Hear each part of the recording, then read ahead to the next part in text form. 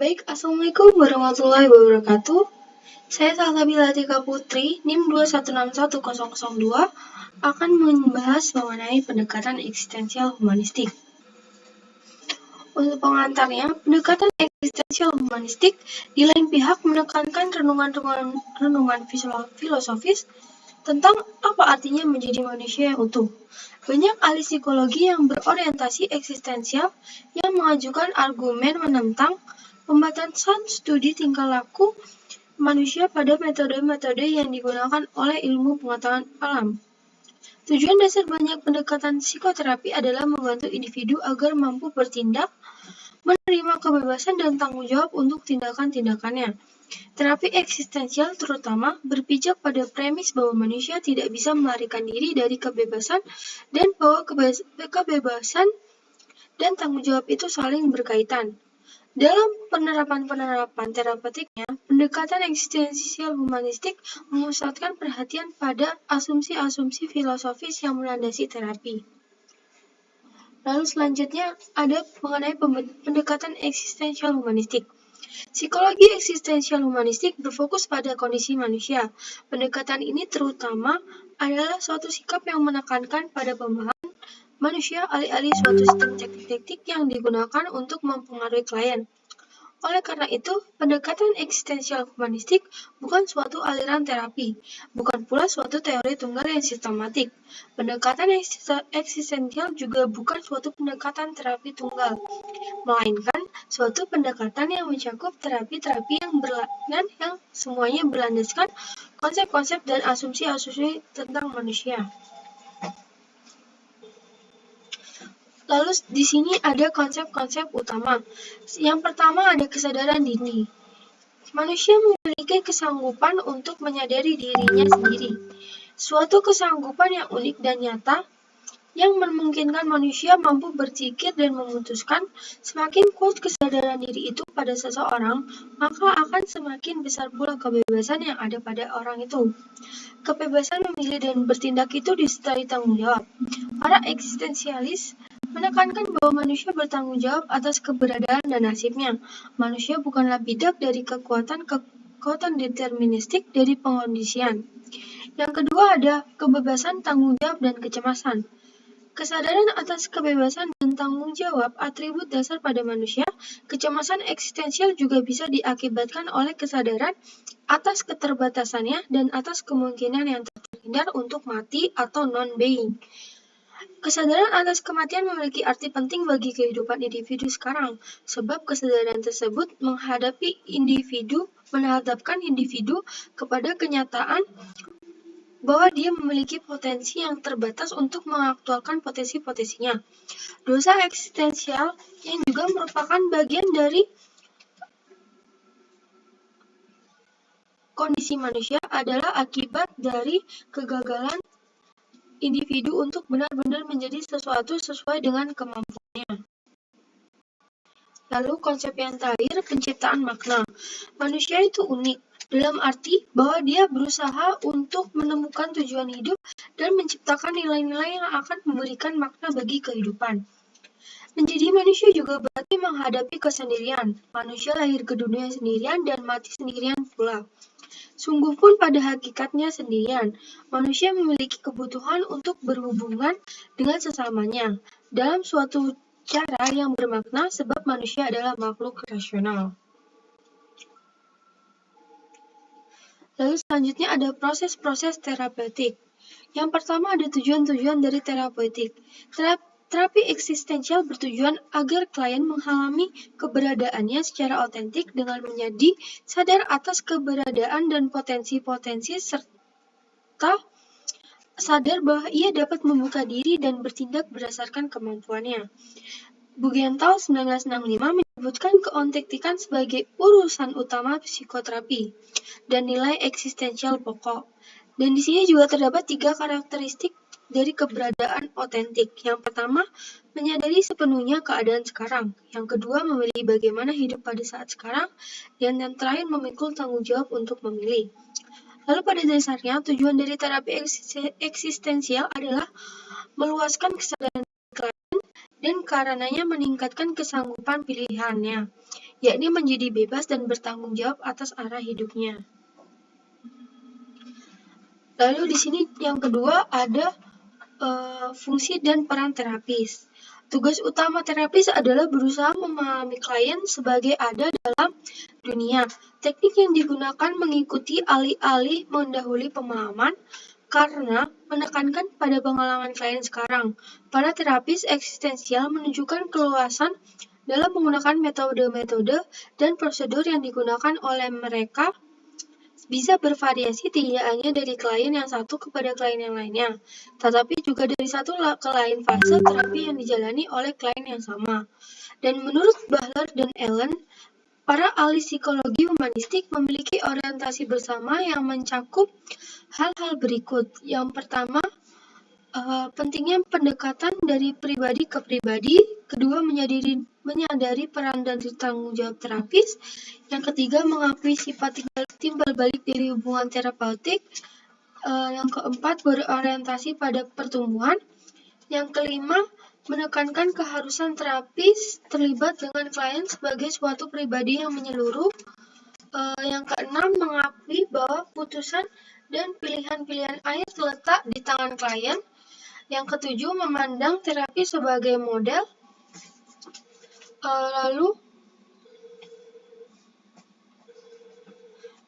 Yang ke-8, mengakui kebebasan klien untuk mengungkapkan pandangan dan untuk mengembangkan tujuan-tujuan dan nilainya sendiri. Yang ke-9, bekerja ke arah mengurangi kebergantungan klien serta meningkatkan kebebasan klien. Lalu yang selanjutnya ada penerapan dan teknik-teknik dan prosedur dari terapeutik. Yang pertama ada tema-tema dan dalil-dalil utama eksistensial dari penerapan-penerapan pada praktek terapi. Untuk dalil yang pertama yaitu kesadaran diri. Kesadaran diri itu membedakan manusia dari makhluk-makhluk lain. Dalil yang kedua, kebebasan dan tanggung jawab. Manusia memiliki kebebasan memilih di antara alternatif-alternatif karena pada dasarnya manusia itu bebas.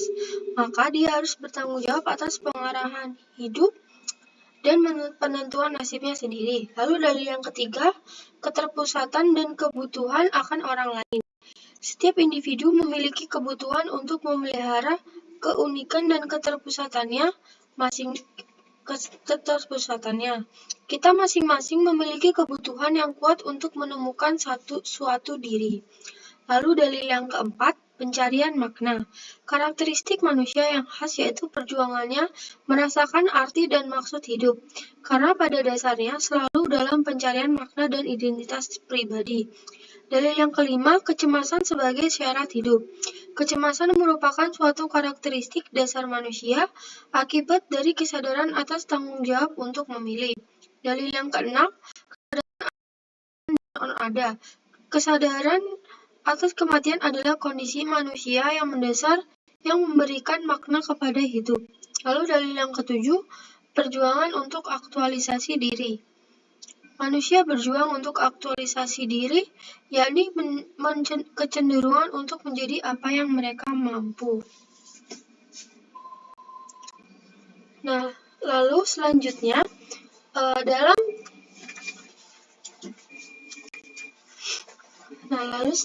dalam pembahasan ini tuh terdapat beberapa teknik-teknik, tetapi saya akan menjelaskan dua teknik. Teknik yang pertama yaitu mengenai teknik motivational interviewing. Counseling adalah tentang perubahan dan telah dijelaskan dalam teks bahwa konselor profesional menggunakan berbagai pendekatan, strategi, dan teknik untuk mencapai sasaran konseling.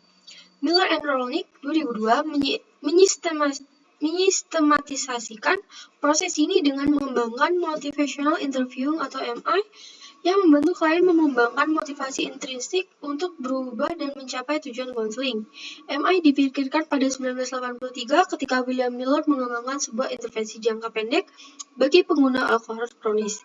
Dari Naar King and Suarez 2011. Pada awalnya dirancang untuk menangani resistensi pada klien dengan gangguan penyalahgunaan substansi. MI telah digenerasikan untuk digunakan pada perilaku kesehatan dan kesehatan mental lainnya. Lalu di sini, Miller and Rolnick mengimplementasikan bidang-bidang inti client-centered dari Rogers, yaitu yang pertama empati, kedua kehangatan, yang ketiga ketulusan, dan yang keempat anggapan positif tanpa syarat. Lalu juga model perubahan trans-teoritis 5 tahap dari Lewis 2014 juga mempengaruhi pendekatan dari MI.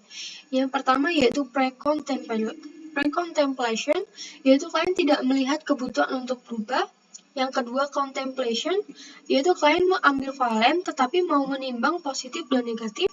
Lalu ada determination, kalian mengakui bahwa perubahan dibutuhkan tetapi tidak berkomitmen untuk mengambil jalan untuk berubah. Lalu yang keempat adalah action, kalian berkomitmen dan mengejar secara aktif tujuan konseling yang sudah disepakati. Lalu yang terakhir, maintenance, kalian mengintegrasikan perubahan ke dalam cara baru untuk menjalankan hidup. Miller dan Rolnick mengidentifikasi 3 komponen dari MI. Yang pertama ada collaboration, yaitu melibatkan konselor, profesional, dan klien bersama-sama mengeksplorasi motivasi klien dengan cara yang suportif. Yang kedua, evocation, melibatkan konselor profesional yang memperpanjang motivasi klien. Yang ketiga, otonomi, meletakkan tanggung jawab untuk perubahan klien yang menghormati kehendak bebas klien. Nah, lalu ada cara mengimplementasikan teknik motivational interviewing. MI dapat digunakan sebagai sebuah metode komprehensif atau sebagai sebuah cara untuk menyegarkan motivasi klien sebelum pindah ke sebuah pendekatan konseling lain. Yang pertama ada proses mengekspresikan empati, melibatkan penampilan kondisi-kondisi inti, Rogers dan mengembangkan aliansi terapeutik yang kuat. Konselor profesional harus menunjukkan sikap menerima klien tanpa syarat dan menggunakan keterampilan mendengarkan reflektif dan aktif untuk memastikan bahwa klien merasa dipahami dan agar klien juga memahami signifikansi pikiran, perasaan, dan perilakunya sendiri. Penting juga bahwa konselor menyoroti dan menerima perasaan ambivalen klien tentang perubahan. Lalu yang kedua ada prinsip mengembangkan diskrepansi. Melibatkan konselor profesional yang membantu klien secara terampil untuk memverbalisasikan beragam pikiran, perasaan, dan konflik sehingga klien dapat menetapkan diskrepansi antara bagaimana klien saat ini menjalankan hidup dan bagaimana sebenarnya cara yang diinginkan klien untuk menjalani hidup. Miller and Rolnick mengembangkan diskrepansi klien dengan menggunakan akronim ORIS. Open-ended question, pertanyaan terbuka, affirmation, afirmasi, reflecting skill, yaitu keterampilan untuk melakukan refleksi, dan ada summarize, yaitu rangkuman. Lalu yang ketiga ada prinsip menerima resistensi, mengusulkan alih-alih menentang resistensi klien untuk berubah, konselor profesional seharusnya mengakui bahwa resistensi adalah salah satu bagian penting dan lazim dialami dalam proses perubahan. Lalu yang keempat, prinsip mendukung efikasi diri, yang mendorong keyakinan klien dalam mendukung perubahan untuk memperbaiki kehidupan klien. Lewis dalam 2014 mengatakan bahwa efikasi diri dapat ditingkatkan dengan memerintahkan klien berbagi cerita tentang bagaimana klien mengatasi berbagai kendala dan mencapai kesuksesan di masa lalu. Lalu di sini juga ada variasi-variasi teknik motivational interviewing. MI awalnya digunakan dalam konseling adiksi, tetapi adaptasi yang terjadi kemudian telah mentransformasikan MI sedemikian rupa sehingga efektif dalam konseling pasangan, perawatan, kesehatan, dan sistem peradilan kriminal. Adaptasi MI telah terbukti sangat berguna dalam pekerjaan kelompok dan dalam konseling dengan remaja dan orang dewasa muda yang tidak atau kurang memiliki motivasi untuk berubah. MI telah menjadi sangat populer di dalam konseling dengan remaja dan orang-orang dewasa muda yang perlu mengembangkan motivasi untuk berubah, khususnya di seputar masalah-masalah seperti penggunaan substansi, merokok, perilaku seksual beresiko, gangguan makan, dan perilaku disruptif. Lalu selanjutnya ada kegunaan dan evaluasi teknik motivational interviewing. Yang pertama, lebih dari 200 percobaan konseling klinis telah menguji efikasi MI. Lalu, profesional medis telah menerapkan MI dengan cukup berhasil. American Medical Association mendukung penggunaan MI untuk intervensi-intervensi intensitas rendah yang mendukung hasil-hasil terkait kesehatan. Beberapa peneliti juga telah mengalami kesuksesan dengan MI yang diimplementasikan melalui telepon. Dan yang terakhir, bagaimana MI diimplementasikan dan disuplementasikan dapat memiliki hasil-hasil positif atau tidak menghasilkan perbedaan apapun. Lalu yang selanjutnya ada teknik yang kedua, yaitu teknik strange bombardment. Teknik strange bombardment berasal dari paradigma humanistik dan juga dalam tingkat lebih rendah. Paradigma kognitif behavioral, premis yang mendasari penggunaan teknik strange bombardment adalah yang pertama suasana, perasaan atau mood, yang kedua persepsi tentang diri atau self-perception, dan yang terakhir gambaran tentang diri atau self-image. Dalam hal itu, bisa membaik jika klien menerima komunikasi berbasis kekuatan dari orang lain dan kemudian menginternalisasikan komunikasi tersebut ke dalam dialog batiniahnya sendiri, dan alih-alih memfokuskan pada pengalaman masa lalu atau psikoanalitik atau perilaku behaviorisme, strange bombardment membentuk persepsi dan perasaan klien saat ini. Setelah persepsi dan perasaan berbasis kekuatan terinternalisasi, mereka dapat digunakan sebagai sumber resiliensi ketika klien mengalami peristiwa yang merasakan atau traumatik di masa mendatang. Dan cara untuk mengimplementasikan teknik strange bombardment, yaitu strange bombardment dapat digunakan di dalam situasi konseling individual maupun kelompok kecil.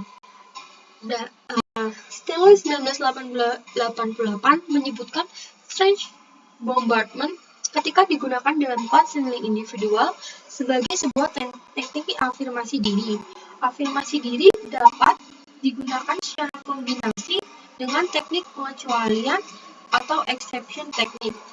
Untuk mengimplementasikan strange bombardment pada seorang klien, mintalah klien untuk mengingat-ingat saat atau situasi-situasi di mana klien menemukan tantangan atau masalah serupa, namun ia berhasil atau paling tidak sebagian berhasil menangani situasinya. Setelah itu, fokuskan pada klien dan bantu klien untuk mengidentifikasi dan mengompilasi daftar kekuatan dan karakteristik kesuksesan yang didemonstrasikannya selama peristiwa-peristiwa tersebut. Nah, untuk yang kedua, strange bombardment telah digunakan sebagai intervensi kelompok kecil untuk membantu klien mendengarkan kekuatannya dari anggota kelompok lain, yang dengan demikian memungkinkan mereka untuk menginternalisasikan afirmasi dan memperbaiki gambaran tentang dirinya. Ketika diimplementasikan dalam konseling kelompok kecil, teknik strange bombardment biasanya memfokuskan pada anggota kelompok satu demi satu dengan suatu kerangka. Nah, selanjutnya di sini ada variasi-variasi teknik strange bombardment. Dengan klien individual, strange bombardment atau afirmasi diri dapat digunakan sebagai sebuah prosedur inokulasi atau pencegahan kekambuhan, memperlihatkan resiliensi dan afirmasi diri ketika menghadapi pergulatan saat ini. Bukan hanya membantu untuk mengatasi berbagai tantangan secara lebih efektif, tetapi juga mereafirmasi kekuatan-kekuatan dan fase resiliensi. Dan ada banyak adaptasi kreatif yang dapat diimplementasikan dalam kerja kelompok. Contohnya, konselor profesional dapat memberikan identitas kepada masing-masing kelompok. Masing-masing anggota kelompok mendapatkan pada daftar kekuatan, kualitas yang dikagumi, dan sebagainya. Setelah kartu-kartu itu dikembali lagi ke anggota yang namanya tersebut di atasnya, masing-masing anggota dapat membacakan beberapa di antara entry daftar dan bagaimana perasaan mereka tentang afirmasi-afirmasi itu dan tentang kegiatan itu sendiri. Daftar pada kartu individu dapat menjadi stimulus untuk membantu klien mengingat kekuatan-kekuatan dan kualitas-kualitas positifnya. Nah, lalu ada kegunaan dan evaluasi. Dikit sekali penelitian hasil yang telah dipublikasikan tentang topik strange bombardment. Meskipun beberapa penelitian tentang ini menunjukkan bahwa metode ini efektif dalam memperbaiki suasana, perasaan atau mood, dan rasa percaya diri. Mengeksplorasi efek-efek kegiatan afirmasi diri pada persepsi tentang bentuk tubuh dan berat. Dalam suatu penelitian yang lebih tua, Haley 1974, mengeksplorasi penggunaan strange bombardment dalam ranah kelompok dengan menggunakan latihan dalam latihan kelompok sebagai suatu sarana untuk menumbuhkan efikasi dan self-esteem untuk para anggota kelompok. Strange bombardment juga berguna dalam kelompok anak-anak usia sekolah dasar dan anak-anak berkebutuhan khusus. Dan sini yang terakhir ada rangkuman dan evaluasi. Salah satu kritik terhadap pendekatan eksistensial bagi praktek terapi adalah bahwa ia tidak memiliki pernyataan yang sistematis mengenai prinsip-prinsip dan praktek-praktek psikoterapi. Pendekatan ini paling sering dikritik karena kelemahannya dalam metodologi. Meskipun kritik-kritik itu memiliki landasan-landasan pembenaran, tetapi eksistensial sesungguhnya menekankan pada aspek-aspek yang unik yang oleh pendekatan-pendekatan lainnya diabaikan. Pendekatan eksistensial mengembalikan pribadi kepada fokus sentral, memberikan gambaran tentang manusia pada tarafnya yang tertinggi. Selain itu, pendekatan eksistensial juga menunjukkan bahwa manusia selalu ada dalam proses pemenjadian, dan bahwa manusia secara sinambung mengaktualkan dan memenuhi potensinya. Pendekatan eksistensial secara tajam berfokus pada fakta-fakta utama keberadaan manusia, kesadaran diri, dan kebebasan yang konsisten. Baik, itu saja pembahasan yang bisa saya sampaikan. Kurang lebihnya seperti itu, dan mohon maaf.